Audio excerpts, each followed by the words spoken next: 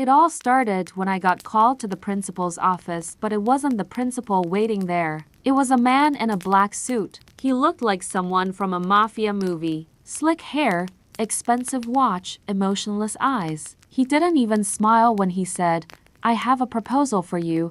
I was a nobody, just a scholarship student at this fancy private school filled with rich kids. What could someone like him possibly want from me? "I'll pay you $50,000, he said, sliding a check across the table. "All you have to do is break my son's heart." I blinked. I laughed. Then I realized he was dead serious. "What? Why would you want me to do that?" I asked, my voice cracking. He sighed like I was stupid. "My son is arrogant, entitled. He thinks every girl falls for him. I want you to prove him wrong." It sounded like the worst idea in the world, but $50,000? That was enough to cover college, maybe even get us out of debt. I hesitated. "What's the catch?" I asked. The man's lips curled slightly. "You have 3 months. Make him fall, then destroy him, publicly."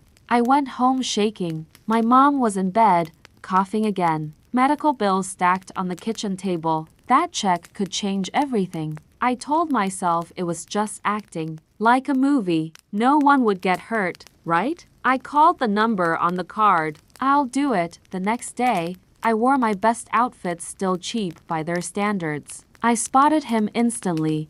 Parker Vincent, the billionaire's golden-haired to perfect, smug-faced son. He was leaning on his Porsche, sunglasses on, surrounded by girls. He looked bored until his eyes met mine. A spark, a smirk. Game on. I accidentally dropped my books near him. He didn't help, of course, but he did speak. "You're not from around here, are you?" His tone mocked. "I go here," I replied calmly. "Oh," he said, eyes glinting. "Scholarship kid. Cute." It stung. I forced a smile. I'd make him eat those words. Over the next week, I kept showing up where he was: library, lunchroom, gym bleachers. I laughed at his jokes. I looked him straight in the eyes. He started noticing. Little glances, questions. One day, he even saved me a seat. "Don't get used to it," he warned, but his grin said otherwise. His friends teased him. "New girl got your attention?"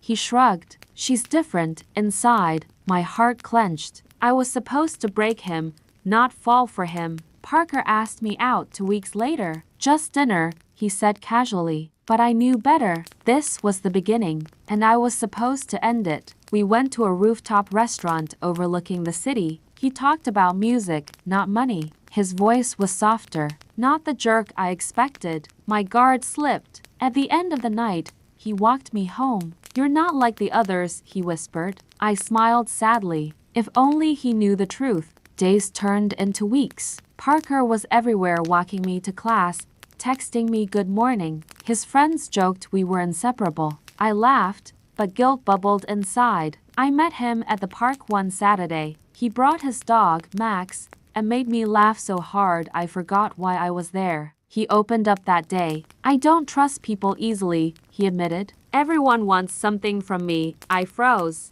I was that person. I hated myself. Back home, I stared at the check again. It sat in my drawer like a loaded gun. I hadn't cashed it. Couldn't. Yet. My mom's condition worsened. The hospital called. We owed more than we had. I cried in the bathroom. I wanted to scream. Why did it have to be him? At school, Parker kissed me for the first time. It was slow, sweet, real. My brain screamed, "This is wrong," but my heart betrayed me. His dad called me that night. "Is it done?" he asked coldly. My silence was answer enough. "Don't get soft," he growled. "He doesn't love anyone, ever." The next day, Parker gave me a small velvet box. Inside was a necklace with a tiny gold star. For the brightest person in my life. I broke. Tears filled my eyes. "Why me?" I asked. He smiled, brushing hair from my face. "Because you're not afraid of me. You see the real me." I went home and stared at myself in the mirror. I didn't recognize the girl looking back. I wasn't playing a role anymore. I was in love. I skipped dinner and stared at my ceiling, clutching the necklace. My heart ached. I wasn't supposed to love him, but somehow I did. The next morning, I ignored his calls. I needed space, clarity, but Parker showed up outside my apartment with breakfast and a dumb smile. "Why are you avoiding me?" he asked. I lied. "Homework." He didn't buy it. "I know something's wrong." His voice cracked. My silence hurt us both. He took my hand gently. "Tell me the truth, please." I wanted to. God, I wanted to. But how could I say, "Your dad paid me"? Instead, I kissed him and said, "Nothing's wrong." His eyes studied mine. "Don't lie to me, Ivy." The way he said my name shattered me. I ran to my room and cried into my pillow. I felt like the worst person alive. I had to end this. Now, before he found out. That night, I texted Parker, "We should break up. It's better this way." He called 5 times. I didn't answer. I couldn't. I wasn't strong enough. The next morning, he was gone from school. Just gone. My heart pounded. Where was he? Had I broken more than his heart? Hours later, I got a message from his number, but it wasn't him. It was from his driver. "He's on a flight to London. Said not to call." I dropped my phone and gasped. He left because of me. The boy I was paid to hurt was now the only one I ever loved.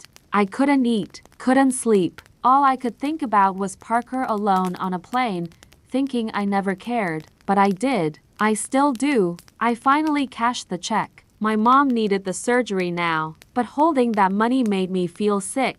It was blood money, his heart's price. His father called again. "Well done," he said. I knew he'd run like the coward he is. I snapped. "You're the coward. You destroyed your own son." He laughed coldly. "Boys like him don't get to fall for girls like you." "You were just the lesson." My fingers trembled with rage. I took a bus to the hospital and paid for my mom's treatment. She smiled weakly. "You're my hero." I smiled back, but it didn't reach my heart. Days passed. Then weeks. No word from Parker. I stalked his socials, desperate for signs. But everything was locked. Like he vanished from the world. One night, I got a package. No note. Just the star necklace. Broken. My heart stopped. Was it his way of saying we're really over? I fell apart. On the floor, crying for everything I'd lost: love, honesty, trust. I didn't deserve him. But that didn't stop me from wishing I had him back. My best friend urged me to move on. "You got the money. Your mom's okay. Just forget him." But how do you forget someone who made you feel real? Then, one day, I saw a news alert. Billionaire heir spotted back in town. My stomach flipped. Parker was back, and I had one last chance to make it right. I rushed to the city gala, hoping he'd be there. My hands were sweaty, heart racing. I needed to see him, to explain everything. The ballroom was full of glittering people. I almost gave up until I saw him. Parker, in a black suit, older, colder. His eyes didn't search for mine. I walked toward him slowly. He noticed. His jaw clenched. "What do you want?" he asked. His voice was sharp, nothing like the boy I remembered. "I need to talk," I whispered. He stepped back. "Save it. Whatever it is, I don't care." I grabbed his arm, tears already building. "You have to know." He pulled away. "You lied. You used me." I swallowed hard. Yes, but not all of it was fake. Not how I felt. Not what we had. His eyes flickered. "My dad paid you, didn't he?" I froze. He already knew. I figured it out the day I left. It all made sense. He looked broken. "I actually thought you loved me." Stupid, right? I stepped closer. "I did love you, Parker. I still do." He laughed bitterly. "Too late. I did it for my mom," I cried. "She needed surgery. He promised he'd pay." "I didn't know I'd fall for you." "I didn't mean to." He stood there, fists clenched, then quietly asked, "If I wasn't rich, would you have still fallen for me?" I didn't hesitate. Yes, every single time. Parker turned away. "I don't know if I can ever forgive you." My voice cracked. "Then let me earn it. Let me prove it was real." Parker didn't say anything. He just walked away. I stood frozen in that glittering room, surrounded by strangers. My heart sank lower than ever before. Days passed. No calls, no texts. just silence. I started volunteering at a community kitchen. Maybe I couldn't fix the past, but I could change something now. One evening, while serving meals, I saw him. Parker. He looked tired, but his eyes met mine, and for a second, I saw something soft return. He didn't say much, just sat down and let me serve him soup. Helping the world now? He muttered. I replied, trying to help myself too. He gave me a small nod before leaving. It wasn't forgiveness, but it wasn't hate either. Maybe that was something. A seed of hope, maybe? Later, his father confronted me outside. Still playing the victim? He sneered. I snapped. You're the reason he's broken. His smirk faded. I did what was necessary. You destroyed him to protect your image, I said. But guess what? You lost him too, he scoffed. Parker doesn't need you anymore, I replied. That's his choice. The next morning, I received a message. Unknown number. Meet me at the pier. Sunset. My heart pounded. I knew it was him. I just knew. The wind was cold at the pier. I waited, heart racing. Then I heard footsteps behind me. Parker. No bodyguards. No walls. Just him. He stood beside me, quiet, then whispered, I remember everything. The laughs, the bad dancing, the fireflies. I turned to him. Then remember this, I never stopped loving you. Parker looked out over the water. I want to believe you. I really do. I placed my hand on his. Then let me show you. We walked along the dock in silence. For the first time in months, he didn't pull away. I could feel the wall between us cracking. I hated you, he whispered, more than anything. But I never stopped missing you. My chest ached. And I never stopped wishing I'd done things differently. He turned to face me. If we start again, it can't be built on lies, I nodded. Then from now on, no secrets, only truth. We met more often, coffee shops, long walks, quiet talks. We didn't call it love, not yet, but it felt like something beautiful growing all over again. One night, I asked about his dad. Parker's smile vanished. I've cut ties. He only ever loved control, not me. My heart broke for him again. I confessed everything. From the first meeting,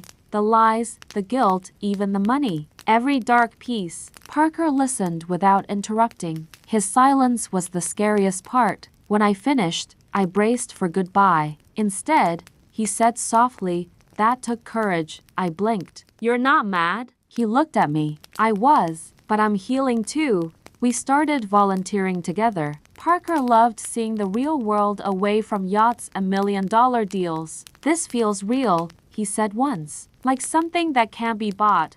One evening, while watching kids play soccer, he turned to me. Do you think we could try again? For real this time? My eyes filled. Yes, 100 times yes. We were happy, really happy, cooking together, dancing in socks, laughing at dumb TV shows. It felt like a dream, one I didn't want to wake up from.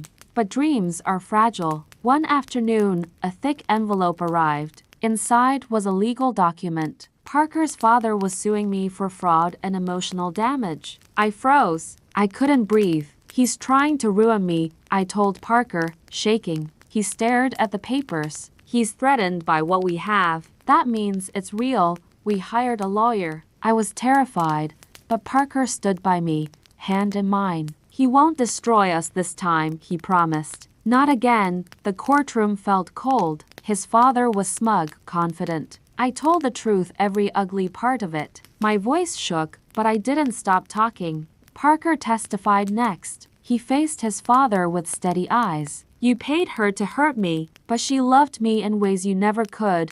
The judge dismissed the case. No damages, no fraud, just two broken young people trying to heal. Parker's father stormed out, defeated but not before glaring at us both. Outside the courtroom, Parker pulled me into a hug. We did it, he whispered. I held on tight. We survived him. We survived everything. That night, we sat under the stars, just like before. No guilt, no secrets, just us. If I could go back, I said, I'd still choose you. He looked at me with soft eyes. Then let's stop looking back, and right there, under the moonlight, he He kissed me like it was our first time again. We moved into a small apartment together, nothing fancy, just warm and ours. No staff, no cameras, no deals. Just two people figuring life out, side by side. Some nights we stayed up late, just talking. About fear, about dreams, about pain. Every word we shared stitched us closer,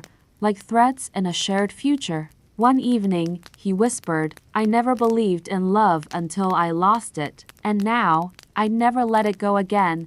I kissed him gently. Neither would I. Parker started working at a charity foundation, helping kids from broken homes. He was passionate, alive. "I want to be someone better than my last name," he said. "I went back to school, studying psychology. I want to help girls like me," I told Parker. "Ones who get lost trying to survive this world." We weren't rich, but we had peace. Every day felt earned, honest. "You know," I laughed once, "I was paid to break your heart." He smiled and healed mine instead. Months passed. One sunny morning, Parker took me to the dock where we first met. "You changed everything for me," he said, "and I want forever with you." Months passed. One sunny morning, Parker took me to the dock where we first met. "You changed everything for me," he said, "and I want forever with you."